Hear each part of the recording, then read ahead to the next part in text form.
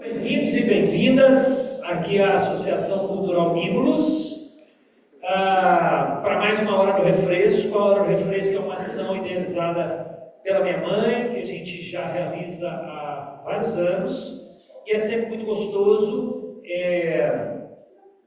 poder receber aqui convidados. Já recebemos, tem até que ver quantos, mas foram já dezenas de convidados e convidadas das mais diversas áreas do conhecimento para compartilhar conhecimentos, curiosidades, histórias, trajetórias, convidados que às vezes têm trabalhos ligados aí à dança, outros às vezes não, né, mas que de alguma maneira vão acrescentar, vão agregar conhecimentos, informações aí para a gente.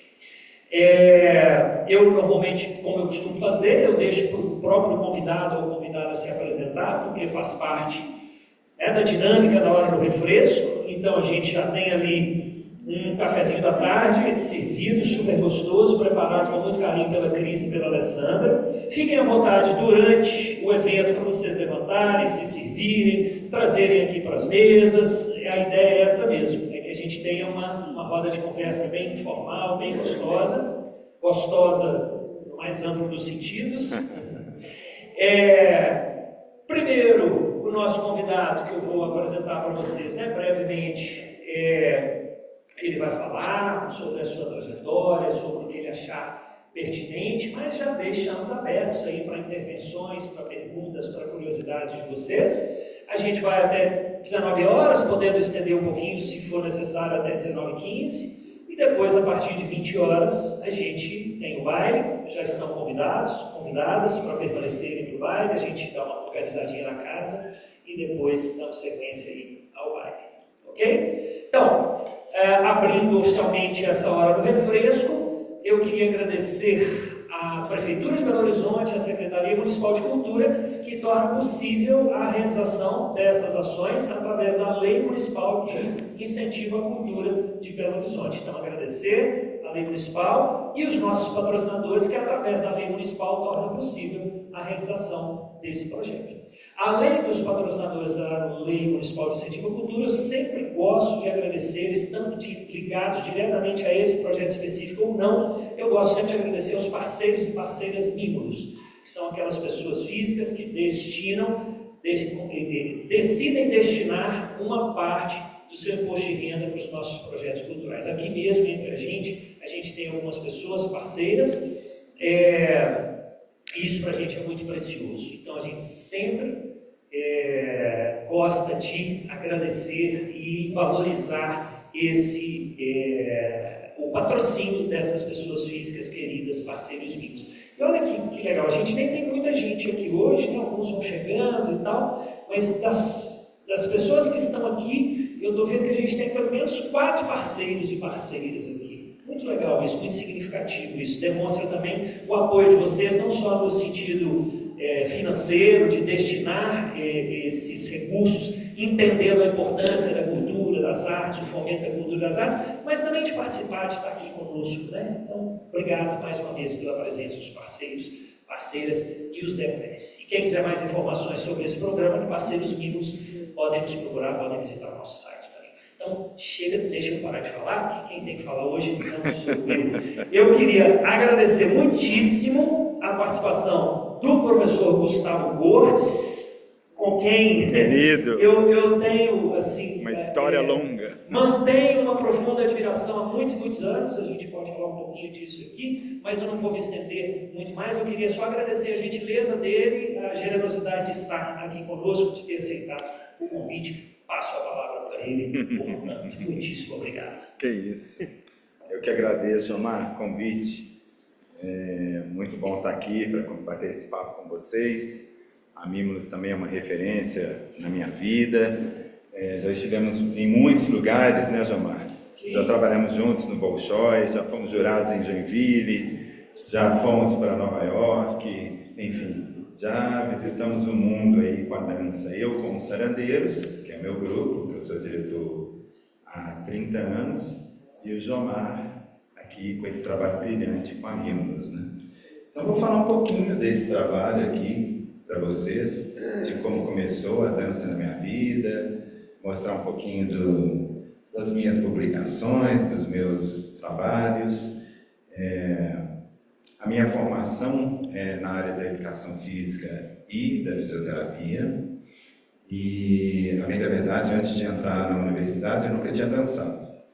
Então, quando os meus alunos vêm conversar comigo, né, eu dou aula de dança brasileira, de corpo, cultura, enfim, dou aula na pós-graduação também. Aí eles falam, mas eu nunca dancei, professor. Eu também não. E hoje eu sou professor aqui dessa cadeira de dança. Ajudei na criação do curso de dança, na UFMG também. Enfim. E eu sempre falo, né, para a gente dançar, eu estava vendo a linda aula aqui da professora de forró, né? Que maravilha ver gerações dançando aqui, né? Isso é muito legal. E hoje, particularmente, um dia bem emocionante para mim, porque o projeto que eu criei aqui no Colégio Santo Agostinho, aqui do centro, né, do Santo Agostinho, completou 25 anos. Então, quando eu revejo essa trajetória do projeto lá, hoje a gente estava brincando que mais de 1000 crianças e adolescentes já passaram por esse projeto para conhecer e aprender as danças brasileiras. E hoje foi um encontro de ex-sarandeiros, então revi crianças que eu vi com 9 anos, hoje estão com 33, 32 anos. É uma história realmente fantástica de como a dança mobiliza as pessoas, transforma as pessoas, e eu tenho certeza disso. Bom, no caso dos Sarandeiros, ele foi criado em 1980 pela minha professora Vera Soares, já falecida, e professora Marilene Moraes, que hoje é aposentada, então eu entrei no lugar da professora Vera e dei continuidade a esse projeto desde 1996, quando eu entrei como substituto na UFMG, e em 97, quando eu entrei efetivamente para dar aula. A partir daí, fui construindo minha trajetória na pesquisa das danças populares do Brasil. Quem aqui já ouviu falar dos sarandeiros antes? Ó, que legal, muito bom, feliz.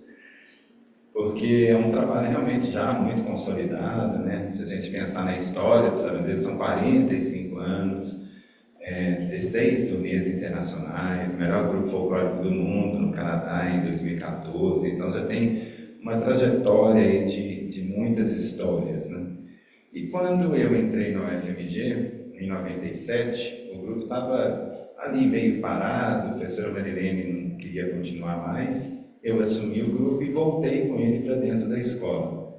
Só que aí eu ampliei, porque antes ele era um grupo só de alunos do curso de Educação Física. Então a gente começou a ampliar, vieram outros alunos de outras unidades da UFMG, até que em 99 a gente ampliou e hoje qualquer pessoa, seja da UFMG ou não, faz parte, pode fazer parte do trabalho dos sarandeiros.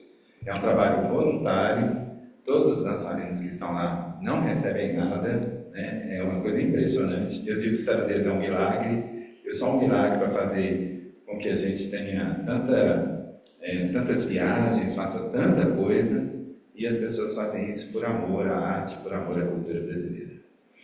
Eu tenho alguns alunos que são bolsistas, né, pela Universidade Federal de Minas Gerais, já que os Sarandeiros é um projeto de extensão da UFMG. Talvez um dos maiores projetos hoje, já consolidado em 30 anos de atividades ininterruptas.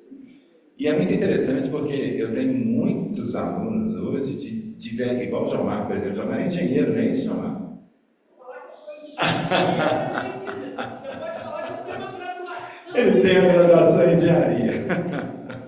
E eu tenho muita gente que vem de outras, né, da FAFIS, da engenharia, da medicina. É muito legal, porque ali as pessoas realmente se encontram. E olha que interessante, vendo essa aula aqui, pegando por esse rumo, os sarandeiros começam comigo dando aula de forró. Né? Em 97, recomeça uma turma que eu dava aula, eu falei, pessoal, vamos montar aqui um shot, um chachado, uma dança aqui de forró. E acabou que esse grupo foi se interessando, inclusive uma das pessoas que fez parte dessa primeira turma, é professor aqui, ele está se escondendo lá em cima, né? Que é Gustavinho. Gustavo fez parte da primeira turma dos sarandeiros quando eu assumi. E foi muito engraçado, porque eu falei sobre isso na turma dele, e Gustavo como isso transforma, né, a pessoa. Né? Hoje está aqui, super professor da aula, tem gente que passou pelo Sarandeiros, está no Grupo do Corpo, morando no Canadá, viajando pelo mundo, trabalhando com arte, enfim. E o Gustavo entrou na sala, ele tinha uma calça toda rasgada, uma blusa meio militar, até hoje ele é meio assim, né, João? Continua do mesmo jeito. Eu falei, gente, esse menino vai dar certo. Pelo amor de Deus, olha o que eu fui fazer com a minha vida, né? Mas o mais legal foi que essas pessoas é que me motivaram a continuar com esse trabalho, né? Aqueles que eram bailarinos e tal, não sei o que chegavam já com toda a pompa, era mais fácil, né? Claro, mas esses que vinham sem qualquer perspectiva, sem saber absolutamente nada sobre dança, para mim foi um prazer ainda maior, não desmerecendo todos os bailarinos que passaram pelos Sarandeiros, e já foram centenas, né? E muitos hoje, a gente está fazendo esse cálculo, vêm dos colégios, onde a gente tem atuação. Quer dizer, a importância da arte e educação nas escolas, de reconhecimento da cultura brasileira, é imprescindível hoje para o trabalho que os Sarandeiros faz de continuidade. Então, as crianças começam com 9, 10, tem o grupo Sarandeiros em Contagem, tinha, infelizmente acabou o grupo Sarandeiros do Salesiano, tem ainda do Colégio Santo Antônio, Colégio Batista, e a gente começou durante 2 anos um projeto na Prefeitura de Belo Horizonte, com 10 escolas, cada uma em uma regional, trabalhando com danças populares brasileiras. Felizmente, ano passado esse projeto acabou, segundo a Prefeitura, por falta de recursos, então não conseguia manter mais os professores nesses espaços, mas mesmo assim, muitos desses alunos que participaram vieram fazer parte dos Sarandeiros. Também tive uma experiência no Criança Esperança, lá na Serra, que foi muito legal, porque vários integrantes desse projeto vieram fazer parte também dos Sarandeiros. Bom, quando eu entrei na UFMG, eu não tinha mestrado, não tinha doutorado, né? Eu entrei com as 2 graduações, falei, eu preciso estudar, eu preciso aprender mais sobre dança. Minha relação com dança tinha sido num grupo Aruanda, onde eu fiz parte há algum tempo, a partir dos 18 anos. Foi o grupo que me despertou para esse olhar sensível para as artes do Brasil. E depois eu fui morar no Pará. Eu criei um grupo no Pará acerca do folclore amazonense, especialmente do folclore do Pará. E aí, na volta para... morei um tempo na Europa, enfim. E aí, quando eu volto para o Brasil, eu passei nesse concurso da UFMG e aí fui colocando em prática as coisas que eu ia aprendendo. Quando eu entro no mestrado, para estudar um pouco sobre as relações da dança e educação, eu descubro uma coisa muito interessante. Por que não existe dança brasileira nas escolas? Né? Por que isso não está intrínseco? Existe, é quadrilha na festa junina, né? E é sempre a quadrilha na festa junina. Mas isso para mim hoje, na época eu criticava, ficava assim, puxa vida, mas é só a festa. Hoje eu já dou graças a Deus, gente, que tem a quadrilha, que tem a possibilidade de ter dança na escola, de alguma forma, e de fazer isso reverberar em outras ações, né, que eu vou falar daqui a pouco. Mas, naquela época, isso me incomodava muito. E eu fui fazer uma pesquisa. Minha pesquisa de mestrado na Faculdade de Educação foi justamente isso. Por que os professores não trabalham com dança na escola? Então, uma das primeiras coisas era, não tem material didático para se ensinar. Não tem músicas. Estou falando de 1997. Não tínhamos essa internet que tem hoje, qualquer coisa, Spotify, né? Tudo isso hoje é muito fácil. Eu brinco. A gente tinha que ir ao mundo, né? Hoje o mundo vem na gente. Né? É totalmente diferente a relação com a sociedade e com a cultura. Né? Enfim. E aí eu fui produzir um trabalho, foi meu primeiro livro, que foi esse livro aqui, ó, o Dança Brasil, de 2000. É um trabalho que foi um produto da minha dissertação de mestrado, onde eu elenco aqui 100 danças do Brasil. E é muito interessante porque a última publicação recente sobre as danças brasileiras tinha sido um livro do Mário de Andrade, de 1959, e que trabalhava com danças dramáticas do Brasil. Aí eu brincava assim, Gustavo, mas por que esse livro, né, acabou tão rápido? Ele foi da editora Leitura. Eu falei, porque não tinha outro. Né? Eu fui uma pessoa que se importou em trabalhar com isso. Então aqui eu fiz um recorte regional, então eu ia lá na região sul, e olha que isso tinha que ir. Como eu falo, a internet, nada, né, naquela época. E aí eu recebia cartas de pessoas mandando fotos e tal. É um livro que eu tenho um carinho muito grande, que abriu as portas para mim de muitas coisas. E, concomitantemente a isso, nem existe mais, né? Eu brinco com os meus alunos, você sabe o que é isso? Os alunos falam assim, não, acho que eu nem trouxe. A gente fez achei que eu tinha entrado, um CD. Hoje as pessoas não sabem nem o que é CD, né, gente?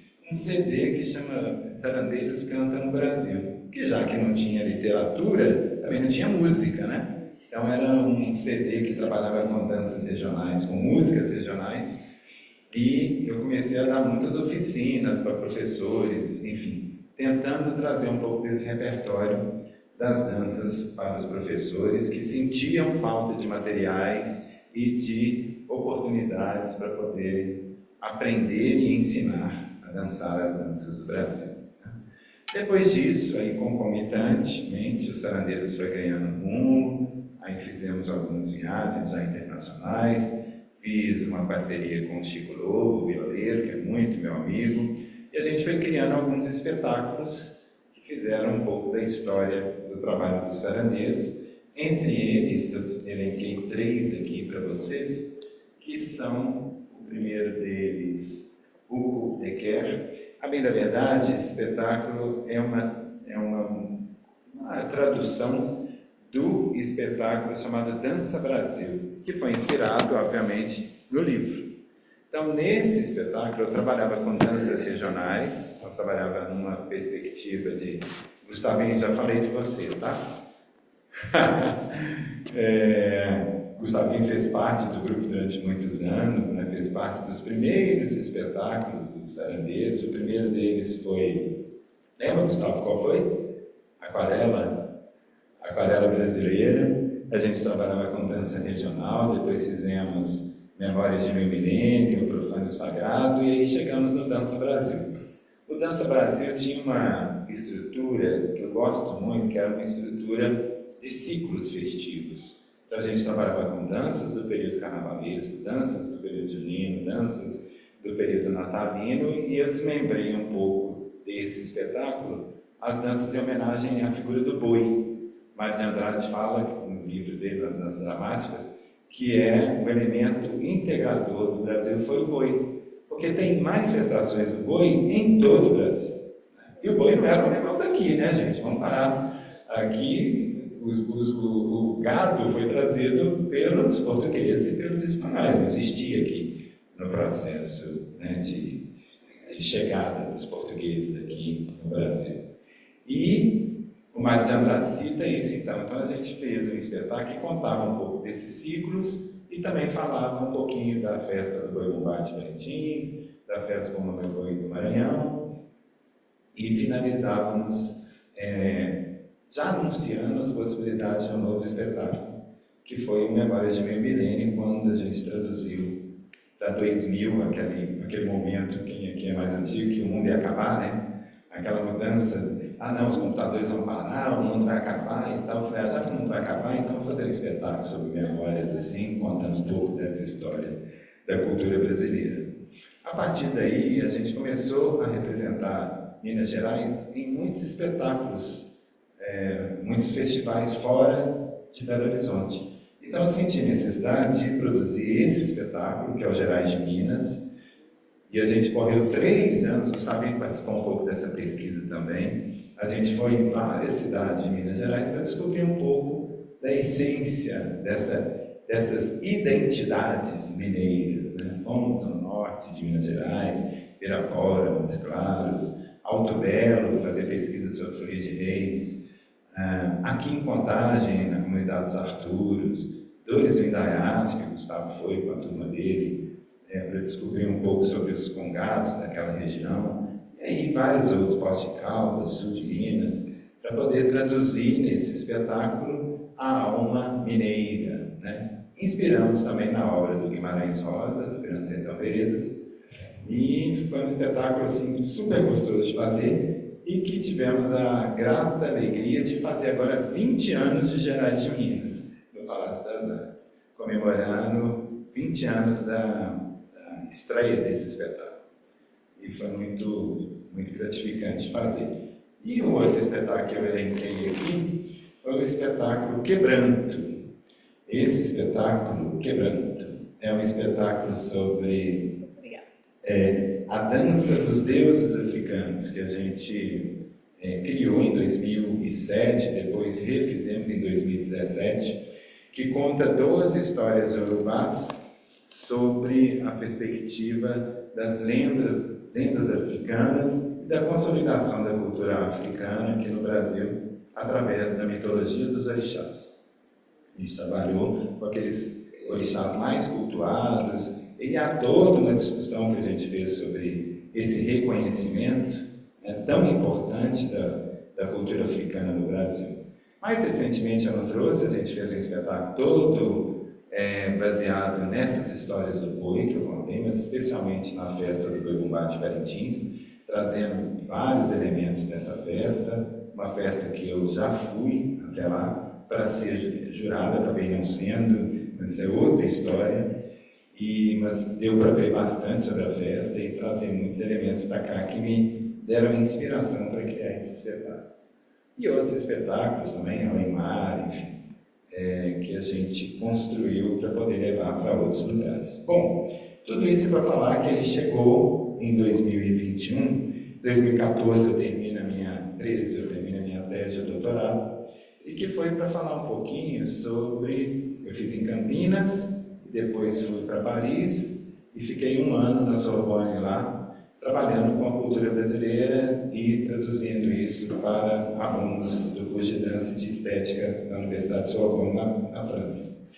E aí, na volta, agora em 21, então, durante a pandemia, eu e Petrônio Alves, que era meu diretor artístico dos Sarandeiros, elaboramos esse livro, é um livro bilíngue, As Danças do Brasil nos Passos do Grupo Sarandeiros. Foi editado pela Universidade Federal de Minas Gerais, pela editora, através de uma lei dentro da universidade. Aqui a gente conta um pouco da trajetória de todos esses espetáculos que eu fui falando um pouquinho aqui com vocês. E também a base da minha tese de doutorado, em que eu discuto processos de tradução da tradição, ou seja, como que a gente consegue levar isso não só para a cena artística, mas também para as escolas. Como que o professor consegue se instrumentalizar, como que essas histórias podem ser contadas. Porque se a gente parar para pensar, tudo que acontece hoje no mundo é de uma forma muito rápida, muito informativa, né? Hoje tudo chega muito rápido pela internet, mas tem uma coisa que não chega pela internet e nunca vai dar, é a sensação do nosso corpo, né? É o dançar, é trazer isso para a nossa essência, é a experiência de poder se movimentar, é o prazer de sentir o seu corpo, ser apreciado e poder, de certa forma, traduzir isso em movimento. Então, quando a gente discute muito lá nos processos de criação dos sarandeiros, a gente primeiro tem um respeito profundo sobre todas essas culturas que a gente busca representar no processo de traduzir o que elas fazem em termos de movimentação, em termos de histórias, para a cena artística ou para uma sala de aula, mas ao mesmo tempo colocar a nossa criatividade e a nossa real possibilidade de traduzir isso para o palco.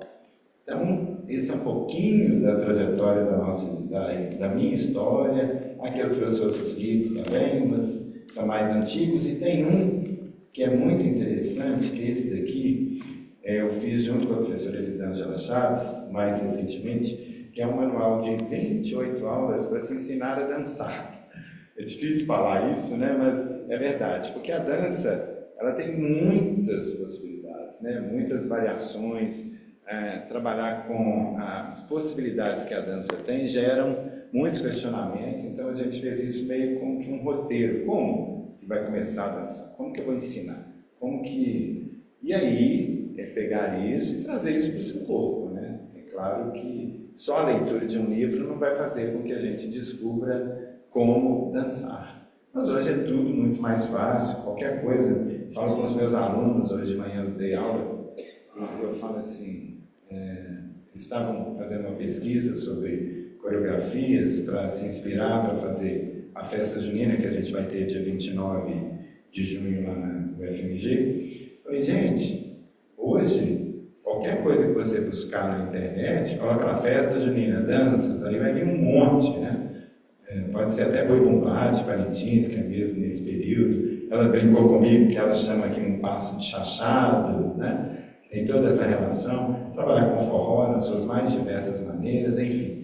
Há um mundo hoje que ensina lá na internet a poder traduzir isso em movimento e poder passar isso para frente. Bom, já contei um pouquinho da minha história, agora eu queria ouvir de vocês. O que vocês têm interesse em saber? O que vocês gostariam de conversar comigo? Gustavinho. Já sabe tudo, né? Pode falar.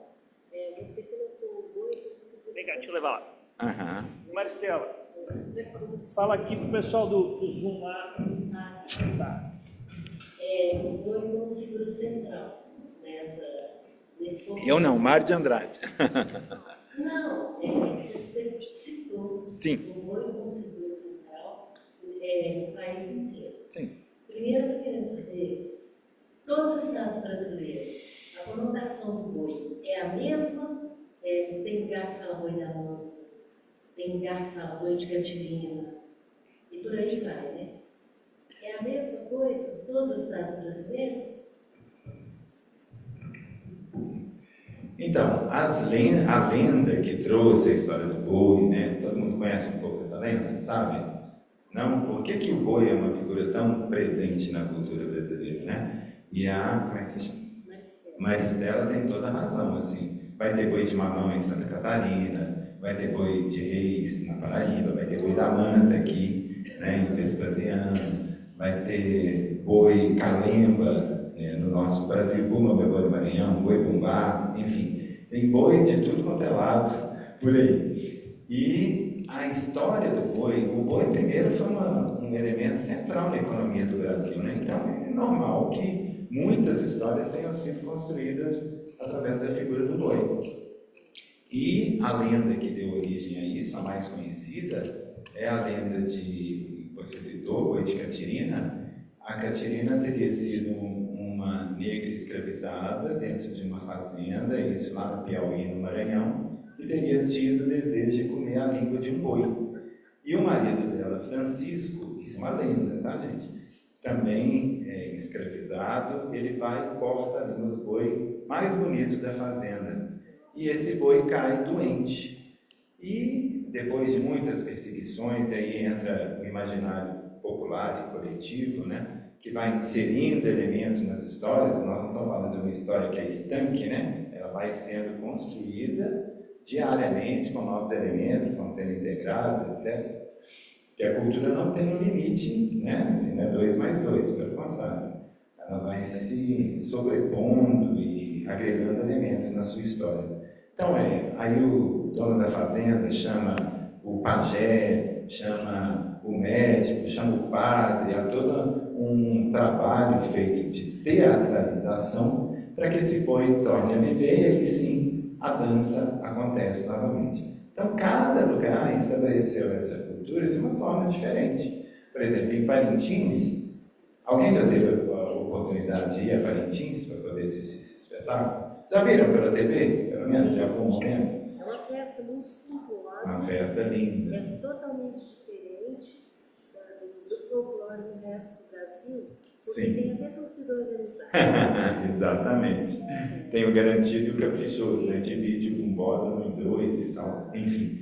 Mas aí, em cada local, por exemplo, na festa do Boi Bumbá de Parintins, muitos elementos de lendas amazônicas, especialmente tradição dos povos ancestrais ou tradicionais, as populações ribeirinhas, os povos indígenas da região, fizeram com que vários elementos foram agregados a essa lenda, que é muito forte no Maranhão e no Nordeste. Por exemplo, em Santa Catarina, o boi de mamão, a história é completamente diferente, né? Pegava-se um mamão, isso aí os povos que vieram especialmente de Portugal, trouxeram um pouco dessa brincadeira, que era brincar, fazer um boi no mamão, né? E sair brincando. Tá? Mas tem uma coisa que é muito comum em todos, especialmente na figura do boi, que é o ato de se travestir, ou seja, de se esconder debaixo do boi, né? Isso faz com que as pessoas, porque o carnaval é muito isso também, né, gente? O povo brinca, meus alunos sempre falam isso, por que são só 4 dias e 40 de quaresma, né? Tudo isso é uma organização que a igreja fez, você tem 4 dias para comer a carne que você quiser, né? E aí entra tudo, e 40 dias de penitência para depois você rezar pelos pecados que você fez da gula e etc. Né? Então tem muito a ver essa coisa. E as pessoas se travestem através da figura do boi, ou se colocam fantasias para que não sejam elas.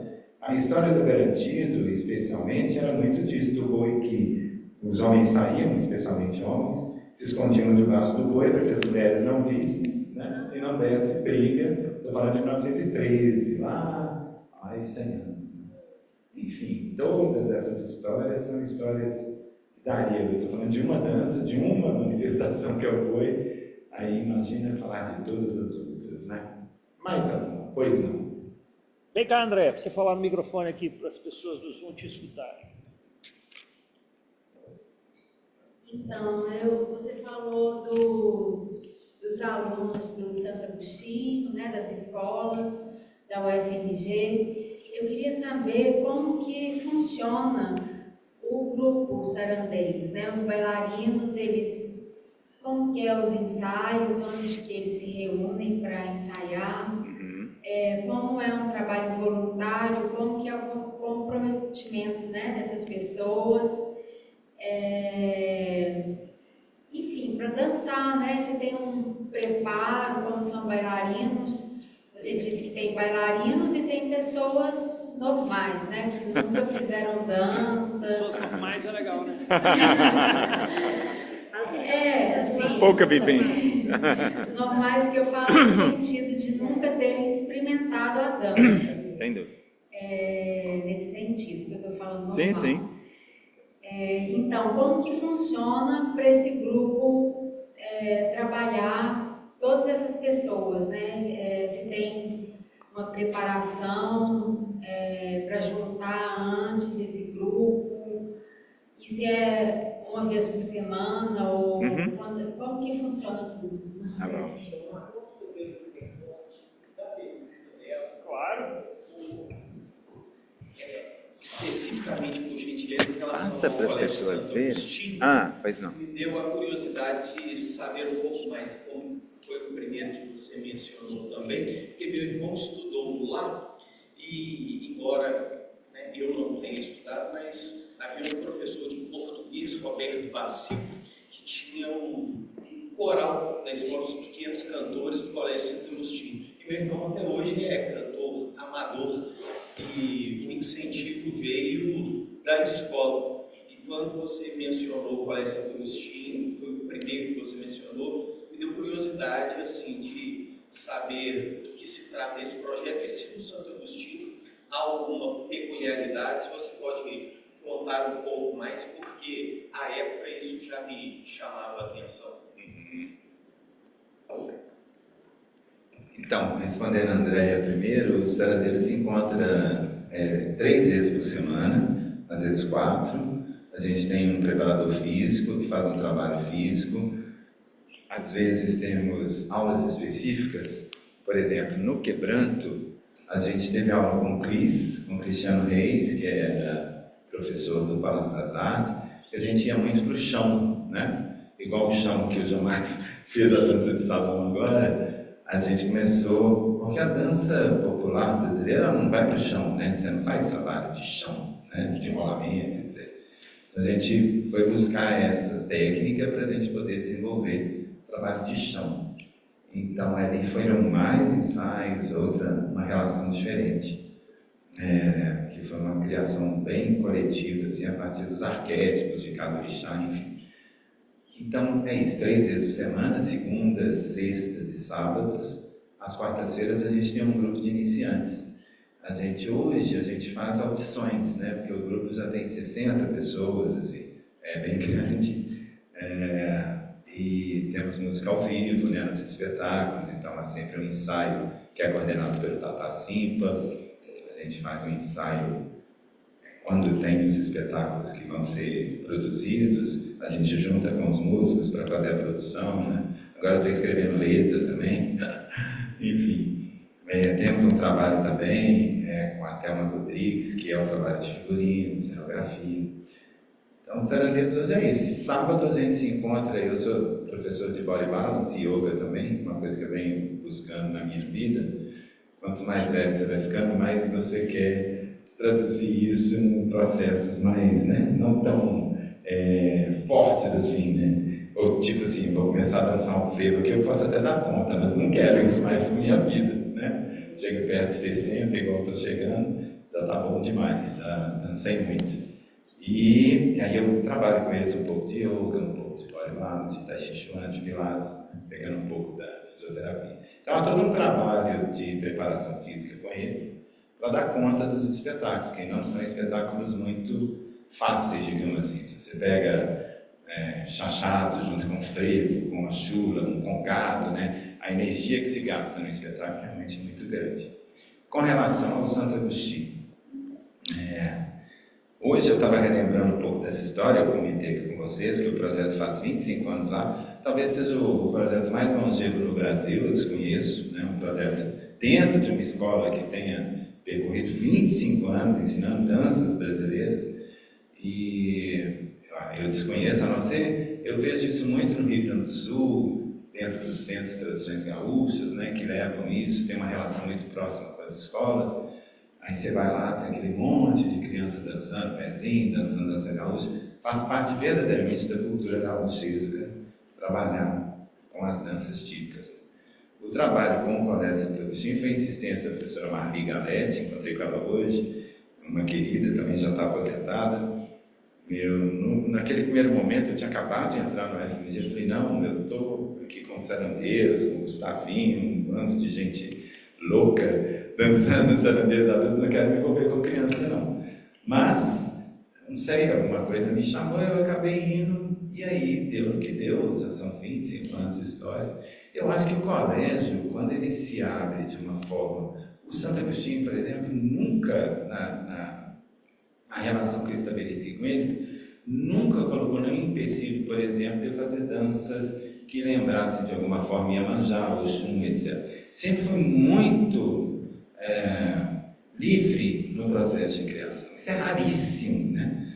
Tanto que nas últimas pesquisas que a gente tem feito, eu tenho, por exemplo, um aluno que acabou de defender o mestrado, que uma das discussões dele foi justamente sobre a perseguição à cultura brasileira dentro das escolas. Então, assim, não se tem mais festa junina, porque eu falo sempre que são situações em que a religião é levada muito ao pé da letra, digamos assim, com viseiras, né? Então, assim, quando isso acontece na escola, do impedimento que se tem uma festa junina, porque é uma festa de santos, né? Agora, alguém aqui já foi numa festa junina e fez São João, né? Rezou no meio da... Enfim, porque não se aceita santos na escola, aí você tem que combater isso, esse preconceito com conhecimento, né? Isso é uma coisa que o Colégio Santo Agostinho sempre levou de uma forma muito tranquila no meu trabalho. Assim, nunca foi proibido de nada, e aí sempre foi se renovando o trabalho. Eu saí de lá em 2017, mas o projeto continua com o professor Marcos Liparini e a Luísa Rabo, os dois dançam no Sarandeiros adulto ainda. Então é um percurso que eles vêm fazendo e que eu acho importantíssimo. Porque, e hoje, quando eu vi aquele monte de gente que participou, né, e dos sarandeiros, nesse dia de encontro dos ex-sarandeiros, tem uma coisa que a gente precisa parar para pensar, que é o seguinte: se a escola não trabalhar com isso, e não é só a dança em si, mas é a questão muito pautada na educação para as relações étnico-raciais, por exemplo, né? Falar sobre isso dentro da escola é uma obrigação, né? A gente precisa transformar a sociedade. Isso não é dado de graça, parece que né? As pessoas são iguais, As pessoas são iguais perante a Deus, mas o mundo não é igual, né? Isso é uma desigualdade. Trabalhar com as questões ligadas à dança, à cultura brasileira, nos faz criar a relação de pertencimento ao nosso próprio país. E isso cria, né, em nós um sentimento de entender da cultura do outro, né, de se estabelecer de uma forma muito menos preconceituosa em relação à cultura do outro. E eu acho isso imprescindível. E eu vi isso hoje, com os alunos lá, todo mundo assim, falando e discutindo de uma forma muito com conhecimento de que o trabalho dos cirandeiros transformou a vida deles, né? Quando se fala, por exemplo, de cultura no Brasil, é muito importante que o local para isso seja a escola e que seja feito da melhor forma possível, sem imposições. A escola tem que ser laica, mas a escola precisa também dar conta de trazer o Brasil para dentro das suas discussões, especialmente através da arte, da educação física, aí unindo dança, né, música, teatro, porque essa relação que se dá, estética de sentir no corpo, só a arte pode propiciar. Queria fazer um comentário a partir dessa colocação do Gustavo. Queria fazer um comentário, e aí depois, se alguém quiser fazer mais alguma pergunta. Hoje eu estava escrevendo, né, alguma coisa para postar aí no Dia Internacional da Dança. Não sei se vocês sabem, semana que dia 29, né, o Dia Internacional da Dança. Então, estava falando alguma coisa meio por aí, né, que a dança não é somente lazer, não que isso seja pouco, né, mas que a dança vai muito além do lazer, da diversão, de estarmos juntos, né, mas que a dança é área do conhecimento, que a dança é cultura, que a dança é profissão, e profissão tão importante e essencial para todos nós quanto quaisquer outras profissões e áreas do conhecimento. Essa semana eu assisti um espetáculo do Gregório do Vivier, vocês devem conhecer. Aí tem uma passagem que me chamou muita atenção. Ele fala assim, muita gente aqui já teve um avião alguma vez, e aí que alguém estava passando mal e a aeromoça chama, tem algum médico a bordo, né? Por favor, tem algum médico a bordo, meu marido está passando mal. Mas ele falou assim, nunca num avião alguém chamou assim, tem um poeta a bordo, por favor, tem um poeta a bordo. Meu marido está muito angustiado, está com inquietações. Ah, pois não, eu sou um poeta. Então vai lá, recita uma poesia para ele, agora meu marido já está mais tranquilo. Claro que ele fala isso com ironia, com humor, mas eu achei isso tão significativo nesse sentido, né, de nos mostrar o quanto a arte é tão importante quanto quaisquer outras áreas do conhecimento, mas tão pouco valorizada. Eu digo isso pelo que o Gustavo falou, né, dessa importância da dança nas escolas. E aí, só complementando aqui, para não estender muito, obviamente, eu, por exemplo, eu jamais teria virado um profissional da dança, dançado alguma vez na vida, se eu dependesse da escola.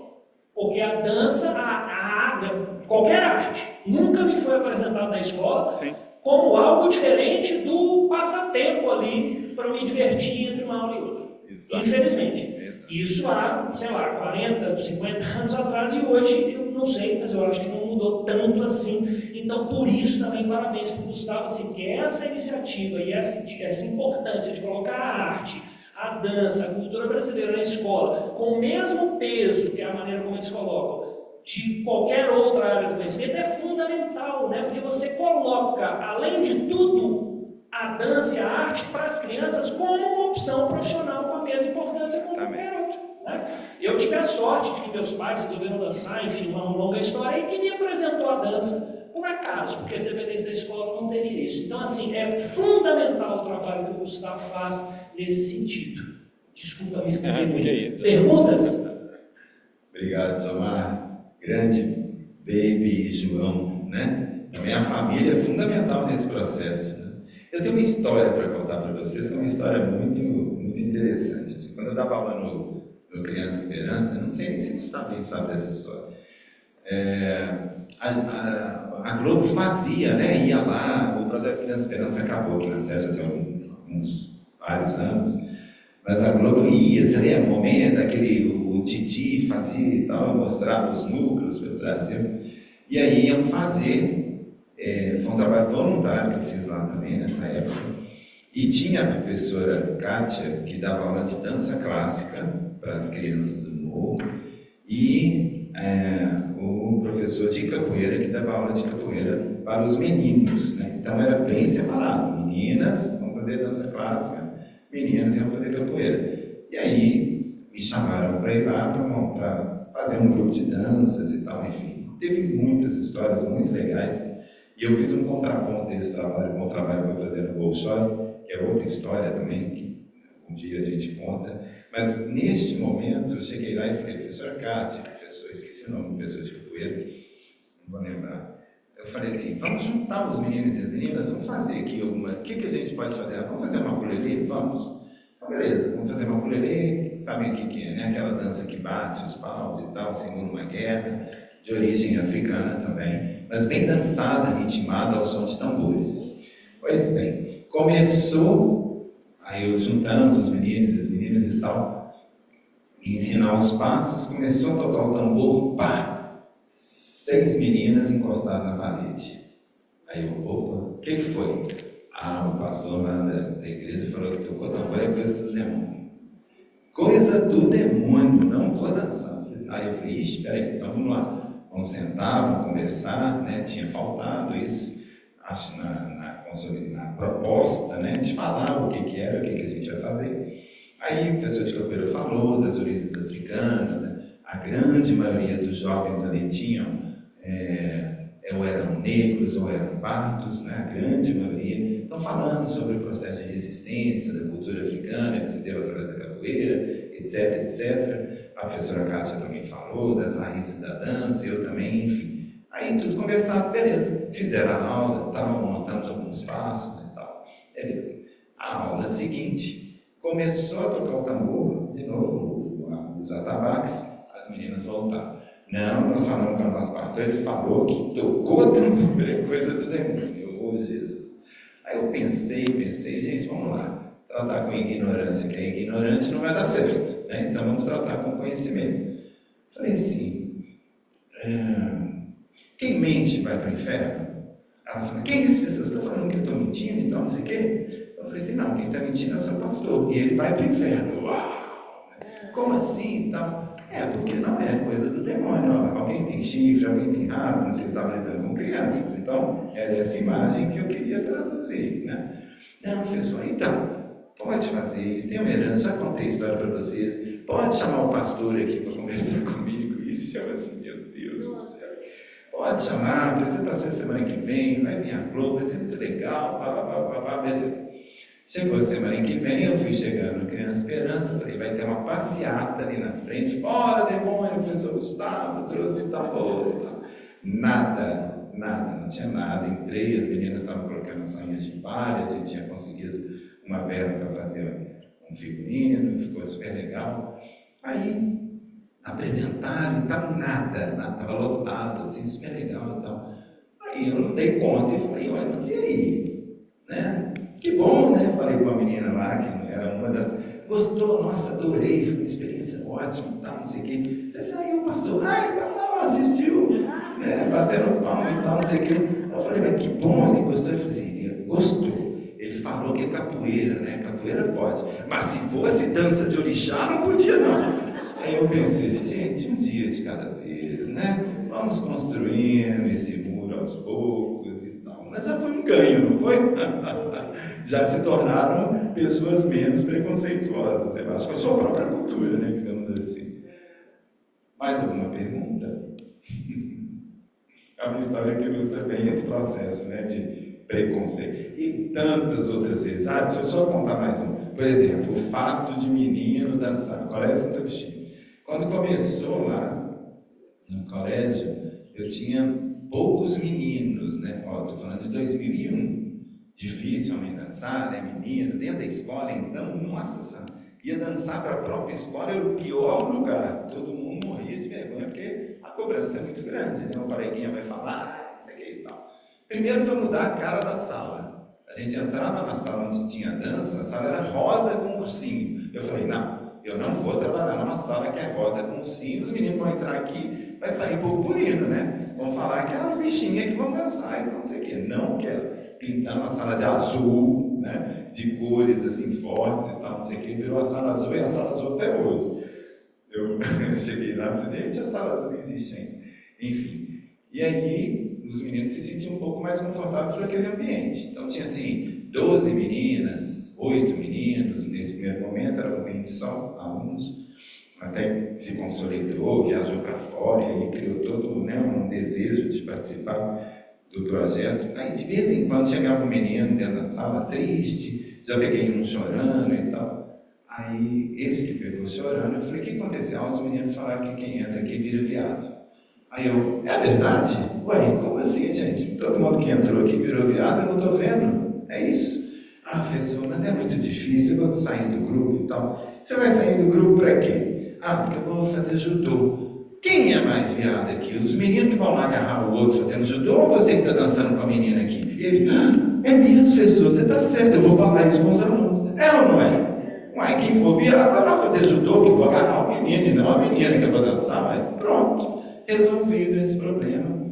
Mas o problema era intrínseco, assim. Então, teve um dia que eu peguei uma aula de educação física, eu sou professor de educação física, e o professor falando com os alunos, que você está sexta e tal, não sei o quê, vai lá dançar no sarandeiro, vai lá dançar no sarandeiro. Eu peguei esse professor e falei assim, você nunca mais fale assim da minha ação aqui dentro da escola. Então não foi uma coisa natural, sabe, Somar? Foi muitos entraves, muitas disputas, e a gente vai construindo isso no caminho, né? Vencendo cada dia uma batalha, um demônio que vem pela frente. É isso, gente. Muito obrigado, né, Somar? Acho que dei o recado. Mais alguma pergunta? Curiosidade. Só fazer um comentário rápido aqui. Ele citou do trabalho dele no Bolshoi, também eu acho que tem uma relevância muito grande. Né? O Bolshoi, não sei se todos sabem, é uma das instituições mais reconhecidas aí no mundo, o balé russo, o Bolshoi, e que aqui no Brasil, não sei se vocês sabem, tem a escola do Bolshoi. A única. A escola do Bolshoi no Brasil, né? É a única filial, né? Fora da Rússia. É a única fora da Rússia, né? Fica em Joinville. E o Gustavo já esteve lá várias vezes, coreografando para eles, ensinando para eles a dança brasileira. Então, isso eu acho que é um reconhecimento maravilhoso, uma forma de levar a cultura brasileira né, para lugares e espaços onde precisam desse conhecimento. Então, parabéns assim, por isso também. E por Bolshoi também, por reconhecer isso. Sim, né? sim. Porque às vezes também são instituições que ficam muito fechadas, ali, herméticas, no balé clássico, etc. E eles não, eles são muito abertos a isso. Eu também já trabalhei com eles, já coreografei um espetáculo para eles, então vale frisar isso. Diga, Maristela. Curiosidade mesmo. É porque você falou dos sarandeiros lá no UFMG. Sim. Parece que seria uma sede lá, né? Sim. São só alunos da UFMG que participam? Não. Ou a comunidade também? Porque eu estou pensando aqui, Jomar é um profissional na dança, né? E ele tem um pouco de baile e tem a escola. os cursos todos. Por isso que tenho curiosidade. Legal. Foi ótimo você falar isso. Inclusive, a gente tem os sarandinhos, que são esses grupos das escolas, tem os sarandeiros e temos o sarandoso, que é gratuito, terças e quintas, a partir de... Acho que o Gustavinho chegou, não sei se você deu aula para o sarandoso não, né? Mas o Gustavo foi meu primeiro bolsista lá, lembra disso? E a gente tem os bolsistas que dão oficinas de dança gratuita lá na hora do almoço, né? De meio-dia a 1, assim. Todas de segunda a sexta, tem oficinas de danças contemporâneas, tem o projeto Sarandoso, acima de 60 anos, já faz 15 anos que eu estou com as minhas sarandosas lá, são maravilhosas, e atualmente eu estou dando aula de forró, para quem não sabe nada de forró. Até peguei umas dicas hoje com a professora aqui dando aula, e relembrando um pouquinho dessa história. Inclusive, os sarandeiros vai estar no próximo Terra de Minas, na semana que vem, porque eles foram lá fazer uma matéria dos 45 anos do grupo e tal. Então, vocês vão assistir um pouquinho dessa história que eu conto, que os sarandeiros começam a partir de um forró e tal, enfim. É isso. Né, Carmen? Nós vamos dançar juntos? Vamos. Gente, mais alguma pergunta? Só o Jomar vai me fazer perder o jogo do Cruzeiro, tá? Viu, Jomar? Eu não sabia Só disso. você mesmo vai me fazer perder o jogo do Cruzeiro. Mas tá tudo bem. Que hora que é o jogo? Já começou, nem sei se o Cruzeiro tá ganhando ou perdendo. Se estiver perdendo, não me fala não, gente. Por favor. Então vamos Tá 0 a 0. liberar o Gustavo logo para ele decidir. Não, tá tudo bem. O Luiz Fernando é cruzeirense também, né? Tá 0 a 0, Luiz? Então, parabéns por estar aqui também assistindo. Bom, então, eu ia até fazer mais alguns comentários, mas vamos liberar. Não. Brincadeira. Pode fazer. Brincadeira. O Cruzeiro tá me dando tanta raiva que é melhor nem ver o jogo. Nossa Senhora. Muito bem. Ó, pessoal, agradeço muitíssimo, né, ao Gustavo, como eu já disse, a generosidade e tal, de estar aqui. Damar é irmão, hein? Teve uma vez que a gente foi um momento muito gostoso, assim, que a gente podia encontrar momentos aí na correria para fazer mais. Eu fui convidado para dar um curso no Jacobs Pillow, que é um festival nos Estados Unidos, sobre cultura brasileira. E aí, esse festival é tão maravilhoso que eles me contaram, enfim, para dirigir o curso, então eu tinha a liberdade de convidar profissionais para dar um curso bem contundente, assim. Então foi muito legal que eu levei o Gustavo, né? O Gustavo aceitou esse convite, foi muito legal, para trabalhar não somente a parte teórica e prática também, de danças brasileiras que estão nas raízes aí do samba, né? Levamos 3 músicos maravilhosos também daqui de Belo Horizonte, que faziam parte na época do grupo Senta Pua, porque as músicas do curso eram todas com música ao vivo, então tinha esse privilégio. Né? E Juliana, minha parceira, claro, também. E aí foi muito gostoso ter essa equipe, assim, uma pessoa como essa, com tanta propriedade para falar das raízes, aí, das origens, né? Então foi um momento muito gostoso que a gente partilhou ali, que eu agradeço também, sou muito grato ao Gustavo por ter eu que agradeço. Aceitado aí esse Foi convite. incrível. Tinha muito tempo que a gente não se encontrava, então a hora do refresco. Não, eu fui lá ver esse espetáculo chão. Ah, foi? Ah, que bom. Tá bom, depois pensa as críticas. Só elogios. Bom, próxima hora do refresco, 23 de maio, então hoje, baile a partir de 8 da noite. Quem quiser ficar pro baile, fique à vontade, pode ficar por aí. Desfrutem ali do cafezinho, do lanchinho, tá? Confraternizem agora, não tem correria, ainda temos tempo para organizar pro baile. 23 de maio, 18 horas. Talvez seja a última hora do refresco do ano, não tenho certeza, se no segundo semestre a gente vai fazer. Não temos previsto por enquanto. A gente tem como convidados, dia 23 de maio, 2 convidados, vão ser 2 pessoas, que é o José do Carmo, que é o idealizador, é o diretor da Associação Anjos da Dança, que faz esse trabalho lindo nos asilos, levando a dança para os asilos, e uma pessoa também que viveu as origens da dança de salão aqui de Belo Horizonte.